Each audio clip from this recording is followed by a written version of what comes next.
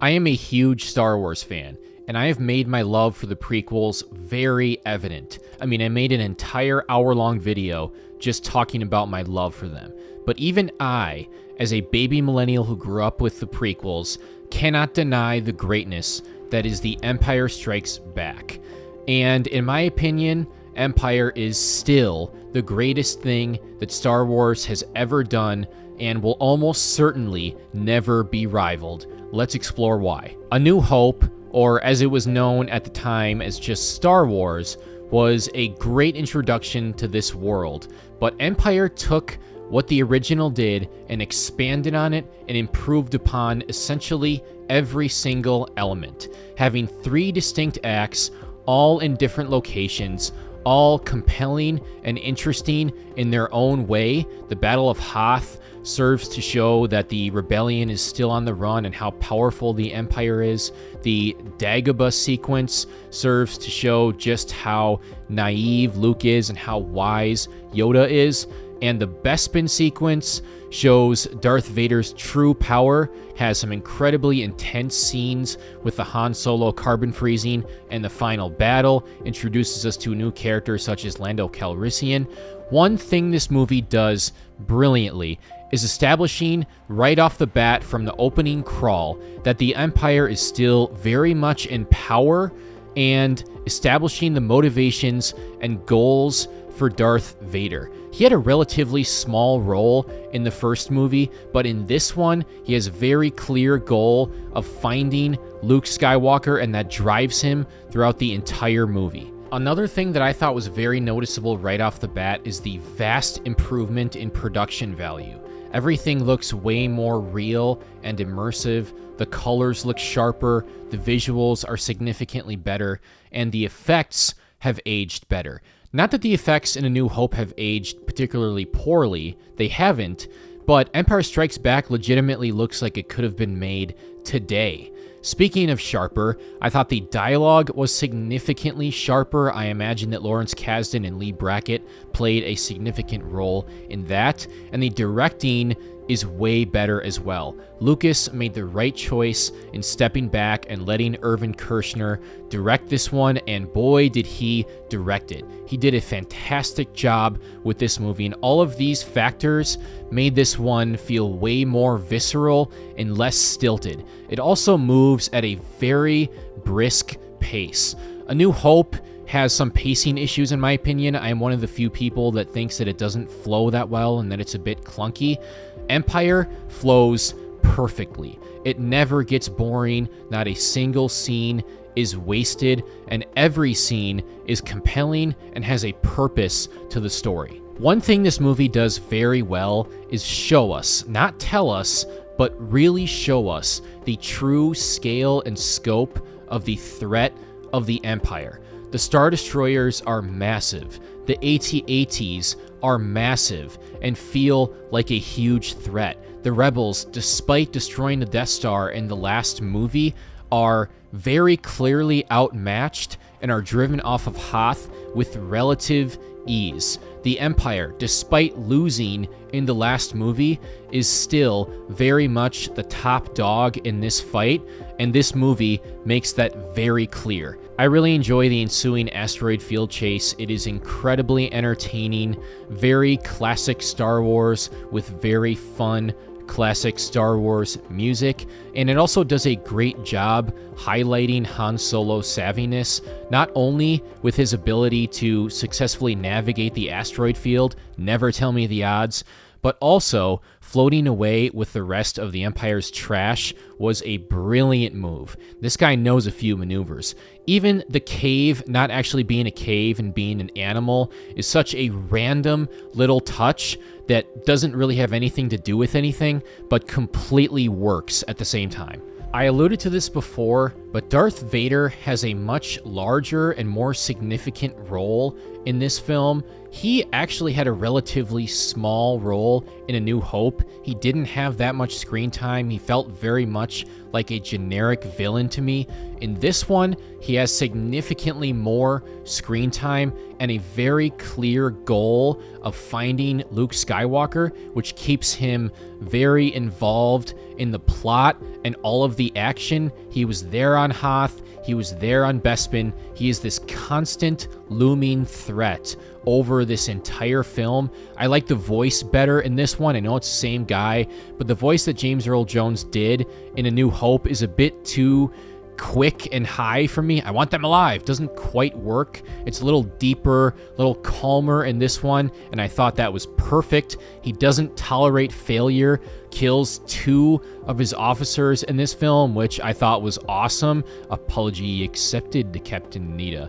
And we even get a glimpse at him without his mask on in this movie. So he had a much larger part to play in this one. He was a much more fleshed out character as opposed to the pretty generic villain that he was in the original film. Going along with that, there is just a general constant sense of dread throughout this entire movie. If you know me, you know some of my favorite movies are this, Seven, The Dark Knight, Avengers Infinity War, so I love that kind of stuff. I love that bleak feeling, not nearly as bright-eyed as A New Hope. You have this feeling in the pit of your stomach that something might go wrong, that this movie might not actually end well, the Empire posing the massive threat that it does, Vader being so involved, the rebels being constantly on the run. We get a glimpse of the Emperor in this film in a scene that I find very fascinating. Both parties here, Darth Vader and the Emperor, are feigning ignorance. Vader pretending to not know that the rebel who destroyed the Death Star was Luke Skywalker. The Emperor pretending to not know that Vader knows that. Very fascinating stuff. They both know that the other is lying to them, and they're constantly working against each other, which Sith always do, but they pretend like everything's fine. I find that so interesting. And let me just point out that The Empire Strikes Back remains the most unchanged of the original 3 movies by far. And if you ask me, I think that's because it was so perfect. There was hardly anything you could change about it. However, one of the few big changes that Lucas has made to this film was a really good one, and that was changing the Emperor from the original one, which was very strange. Honestly, looks weird, sounds weird, does not feel like a threat, does not feel like the Emperor of the entire galaxy, the person who is in charge of Darth Vader. This one does feel like that. Of course, they brought in Ian McDiarmid, who ended up playing the Emperor in Return of the Jedi. Feels much better, seems like the Emperor, seems like the guy who is the one person who Darth Vader is subservient to. So you can talk about all the bad changes in this trilogy. None of them occurred in this film, and this one had by far and away the best change that Lucas made to the original movies. Everyone gets something to do in this film. All of the returning characters from A New Hope have a purpose, and no one is just standing around. There aren't any damsels in distress. Han is trying to get back to pay Jabba and then gets caught up in this plot and has his romantic plot line with Leia. Leia is trying to protect the rebellion. Luke is trying to learn more about the Force, and then he sees visions about his friends being in danger and wants to go rescue them. Vader is very involved, as I said before, trying to find Luke. Everyone has a purpose in this film, has a goal, has a motivation. No one is just sitting around waiting for something to happen, waiting for someone to rescue them. I thought the performances from all of these people were quite a bit better in this one as well. They feel much more comfortable as these characters, and the characters feel much more realized. I think it was a really good idea to separate our main group in this movie. Even R2 and C-3PO get split up in this one, which is very odd. We hardly ever see that in the Star Wars franchise. They almost always stick together, so we get to see their dynamics with different people. R2 with Luke, and Yoda, which was a ton of fun, and C-3PO being the cock blocker that he is, always annoying Han and Leia and interrupting their kissing, makes for some really interesting interactions. One of my favorite parts of this film is the building out of Han and Leia's budding romance. Now, they definitely had sparks in A New Hope. There was sexual tension there, and I imagine what was going on in real life bled over into that movie, and especially into this one, because man, their chemistry in Empire is off the charts, and their relationship develops throughout the movie in a way that feels very natural. I mean, these two people clearly like each other. They clearly have affection and attraction towards each other. There is sexual tension there, and they're caught up in this situation. Leia's a bit apprehensive at first, but ends up coming around to him.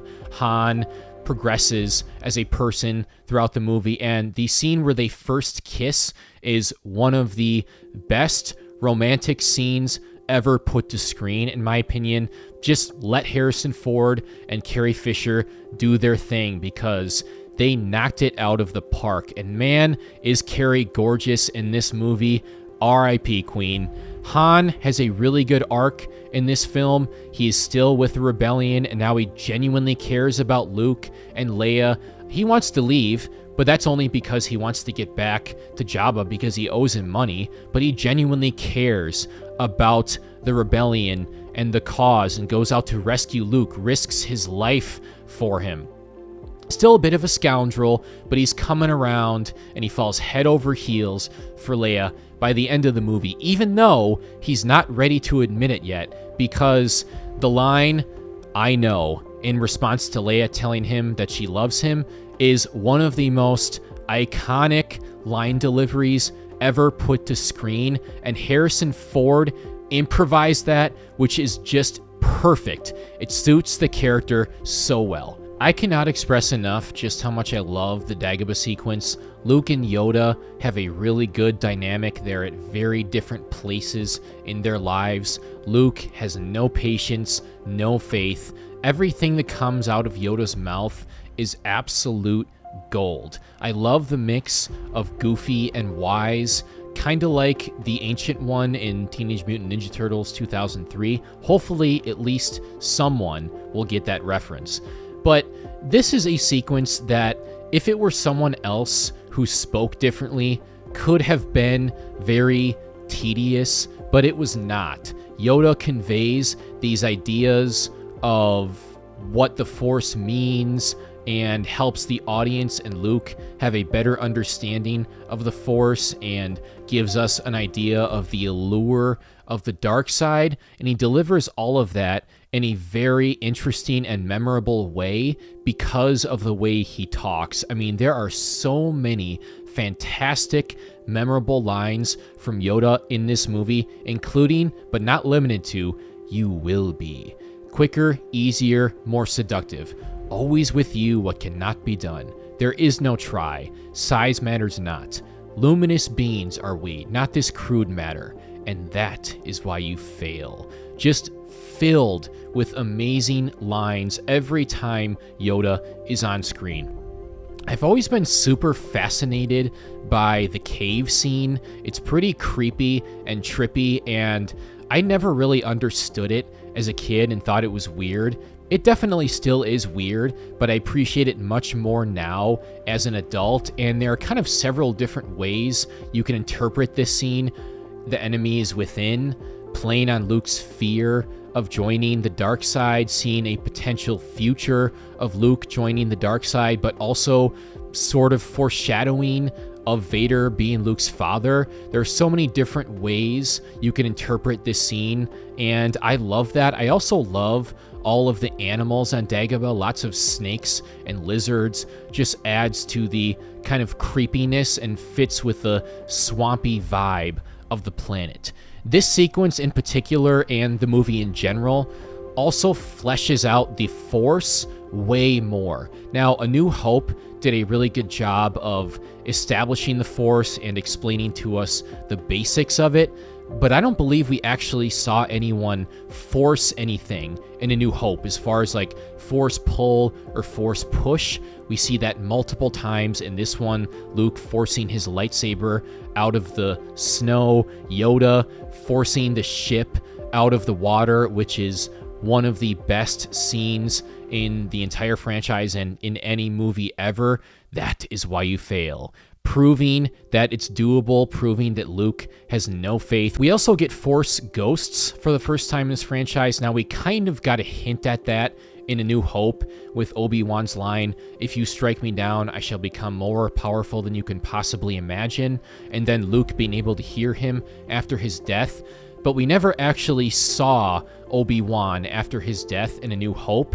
In this one, we get the full Force ghost. You can see him, you can hear him, you can talk to him in this one. We also get Force premonitions. Luke senses that his friends are in danger, but the future is cloudy and he's not sure if they're going to be able to survive or not. Vader knows this, and he tortured Han specifically to get Luke's attention because he knows that Luke would have been able to sense it. We also get the little tease that there is another, of course, alluding to Leia, which I'm not sure if Lucas knew that it was going to be Leia at this point. I assume that he did, but that was a nice little tease thrown in there right after Luke leaves to go rescue his friends.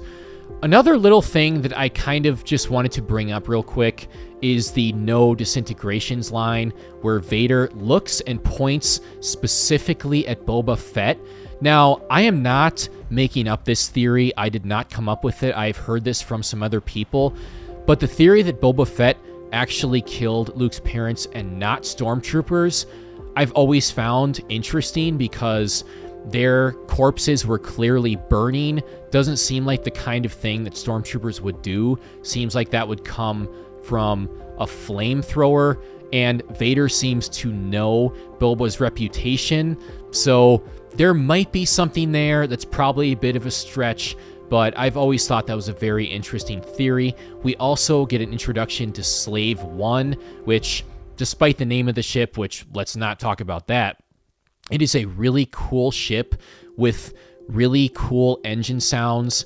One of my favorite memorable Star Wars sounds in the entire franchise. Let's move to the Cloud City sequence, and let me just say that Cloud City is absolutely gorgeous. I certainly wouldn't mind living there. And speaking of good changes that Lucas made to this trilogy, he fleshed out Cloud City a lot more, let us see a lot more of it, which I think is great and was definitely the right call. Lando is a really cool character, and I love getting to meet him in this film. You definitely don't quite trust him, but you like him at the same time. Billy D. Williams is fantastic in the role. And look, he didn't really have a choice. The Empire got there first. What was he supposed to do? So he was put in an impossible situation, and you feel really bad for him, and he does the right thing in the end. So you can't really be mad at him for anything that he did in this film. I think he's a good guy. He certainly has some scoundrel tendencies, just like Han does, and I also love that he has a backstory with Han, making it feel like a very lived-in world. I wish they would have kept some of those questions unanswered. Solo, a Star Wars story, but still, really enjoyed their dynamic, really enjoyed the character, and he definitely redeemed himself by the end. And we get a fantastic jump scare with Darth Vader waiting in the room. We would be honored if you would join us. Man, he is so scary in this movie. Man, C-3PO is always getting himself into trouble. Why did he have to go in that creepy room with that creepy Ugnaught? I have always been freaked out by Ugnaughts, and I still am. They're just weird little guys. And I love that Chewie cares about C-3PO. He goes back for him. Chewie is just a really good guy. He cares about everyone and wants to do the right thing. The carbon freezing scene is incredibly intense. One of the best scenes in a movie filled with great scenes. And at the time, well, I guess not me because I wasn't alive, but people who saw it when it first came out didn't know if Han was going to survive or not. That's what makes it so intense, and it transitions seamlessly from the Han and Leia theme, which is absolutely gorgeous, to a much more intense piece. We get an iconic shot of Vader, one of the most iconic shots in cinema history. You know which one I'm talking about, and this was all so that Vader could get to Luke. And from Boba's perspective, he gets Han to deliver him to Jabba the Hutt. He has a motivation. Lando is getting constantly screwed over by Darth Vader. I mean, you've seen the meme from Robot Chicken. This deal's getting worse all the time. Despite the fact that all he's trying to do is protect his colony, he has a motivation. What did I say about everyone in this movie having a purpose and a motivation? Also, just a little side note, what is up with everyone all of a sudden pronouncing Han's name wrong? Lando pronounces it Han for some reason, which kind of makes sense. I guess he has always pronounced it wrong. But then Leia starts pronouncing it Han as well. Very, very strange. We can't possibly talk about a Star Wars movie without talking about the man himself, John Williams. This guy is the true MVP of the Star Wars franchise. He elevates every single movie, every single scene, and just like every other aspect of the film, I think John Williams took what he did in the original and expanded on it, made it better, because we get all of the stuff that we had in the original, plus the introduction to the Imperial March, which is probably the most iconic Star Wars theme of all time, and we get several different versions of it. We get some fun space battle music. The Yoda theme is great and fits the character perfectly, as does the Han and Leia theme, but they also know when to be quiet, when to just let the atmosphere speak for itself. And that brings me to what you've all been waiting for, which is the final confrontation. This is by far and away the best part of this movie, and a movie filled to the brim with great and memorable scenes. The Force is with you, young Skywalker, but you are not a Jedi yet. Chills every single time, and like I just said, knew when to be quiet and atmospheric. The atmosphere is incredible throughout this entire fight. The stakes are high. This is so much better than the final fight in A New Hope. I mean, it is in a totally different world. The choreography is so much better. It is constantly changing settings. The sound design is great. The lightsabers clashing, adding the Force into the fight. Vader using the Force on Luke, forcing all those objects at him, and Luke having no idea what to do with it, being very clearly unprepared for this fight. Vader was very clearly playing with Luke the entire time until Luke hits him in the shoulder and he decides, all right, I'm going to end this right now. And of course, culminating with the greatest twist in cinema history, bar none, I am your father. What a huge reveal. Turns Luke's entire world upside down. Everything he thought he believed in isn't true. He's not sure what to believe. And I believe that this is Hamill's best acting moment in the entire Star Wars franchise, including The Last Jedi, which I thought he was really good in. And I always knew that Vader was Luke's father. I was born in 1996. I grew up with the prequels. I believe the first Star Wars movie I ever watched was The Phantom Menace. The first one I saw in theaters was Attack of the Clones. So I cannot remember first learning that Vader was Luke's father. To me, it was just always a thing. So I can only imagine how people felt in the moment having this absolute bomb dropped on them. I can only imagine how much their minds were blown. And please, if you were there, if you saw this movie when it first came out, please let me know not only how you felt, but the reaction of everyone in your theater and the reaction of people at large. And at the time, everyone had to wait 3 years to find out the truth, to find out what was going to happen next. So they were left with this massive cliffhanger and had to wait an entire 3 years to know where it was going. Obviously now we can watch this with the knowledge of, yes, Vader is Luke's father, and yes, he obviously overthrows the Emperor and saves Luke's life at the end of Return of the Jedi. But at the time, they didn't know that. So this must have been absolute pandemonium when it first came out. It is a bleak, but also slightly hopeful ending, which I think was absolutely necessary. We needed that glimmer of hope in there. The good guys got destroyed in this movie, and we had this massive bomb dropped on us and on the characters that Vader was in fact Luke's father. But we also know that there's more coming. We know that, and I believe even at the time, people knew there was going to be another movie. Again, they had to wait 3 years, but they knew there was going to be a third one. We know what's going to happen next. We know that they're going to go rescue Han. So there is a bit of hope in there, and we know that there's going to be answers to all of these questions, but people had to wait 3 years at the time.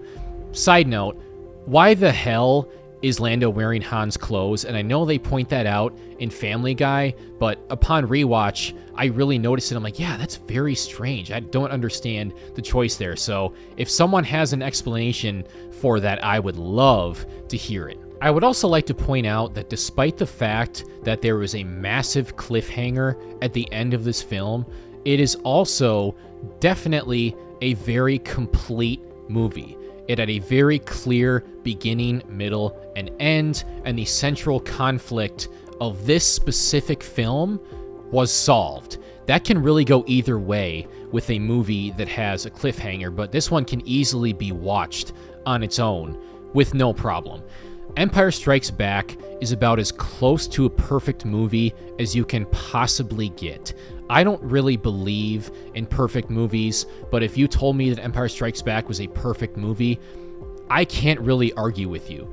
And as much of a prequel simp as I am, they are not even remotely close to Empire. I love them, but they have many, many flaws. Empire has 3 distinct acts that are all great in 3 distinct settings that are all great. The music is phenomenal.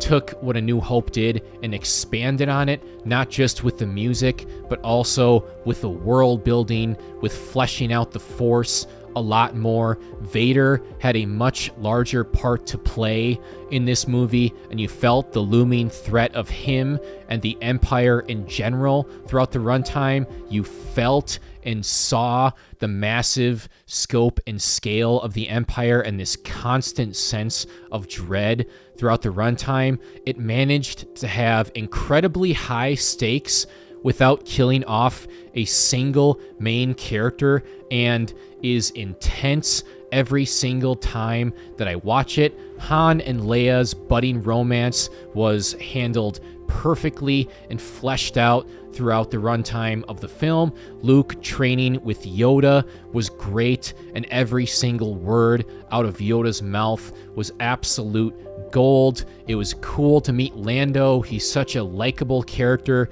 despite betraying our main characters. He ends up redeeming himself by the end. We get the epic, tense, atmospheric final fight and the greatest twist ending of all time with teases for the future. To me, Empire Strikes Back is and always will be the greatest Star Wars film of all time. Long live the King. If you made it this far, thank you so much for watching. Comment your thoughts on The Empire Strikes Back, like and subscribe if you enjoyed the video, and may the Force be with you.